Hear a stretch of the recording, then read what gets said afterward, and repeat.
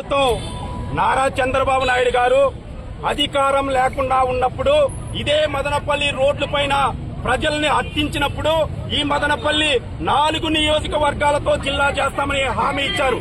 Mini మహనాల్లో జిల్లా చేస్తామని, మదనపల్లి జిల్లా చేస్తామని హామీ ఇచ్చారు.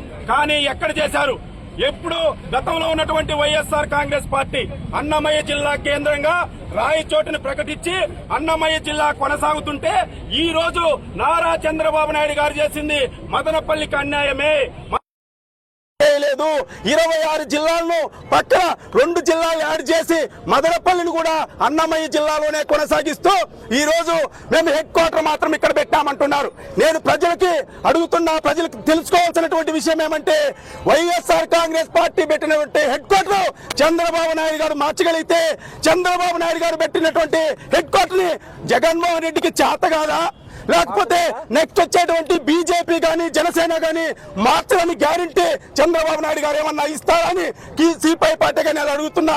ఇవాళ మంత్రులు చాలా మంది నీతి సూక్తులు చెప్తున్నారు. అన్నమైన అవమానించద్దు, అన్నమైన ప్రాంతానికి పెట్టద్దు అని మేము కూడా అడుగుతున్నాం. ఈ మంత్రివర్గాన్ని ఏపీ కేబినెట్ ని విత్ సీఎం అని కూడా అడుగుతున్నాం. మీకు అన్నమయ్య పైన చిత్తశుద్ధి ఉంటే అమరావతికి పెడతారా, తిరుపతికి పెడతారా, కడప జిల్లాకు పెడతారా? మీకు అంత శక్తి ఉందా అని కూడా మేము అడుగుతున్నాం. నిజంగా మీకు అన్నమయ్య పైన చిత్తశుద్ధి ఉంటే రాయచోటి, రాజంపేట, కోడూరును అవసరమైతే కడప జిల్లాలో ఒక నియోజకవర్గాన్ని తీసి అన్నమయ్య పాదాల దగ్గర జిల్లా కేంద్రాన్ని పెట్టండి. మదనపల్లికి ఇచ్చినటువంటి మాటలు నిలబెట్టుకోండి. అంతేగాని ఇంకో కాకమ్మ కథలు చెప్తే ఇనే పరిస్థితి లేదు. మదనపల్లిలో ఉద్యమం కొనసాగుతుంది.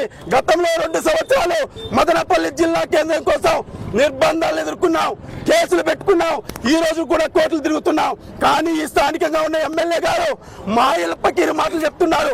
ఈ రోజు అంగన్వాడీల్ని లేదంటే డ్వాక్రా మహిళలను స్కూల్ విద్యార్థులు తీసుకొచ్చి మేము థ్యాంక్ యూ సీఎం సార్ అంటున్నారు. దేనికోసం చెప్పాలా మీ సీఎం గారికి థ్యాంక్స్?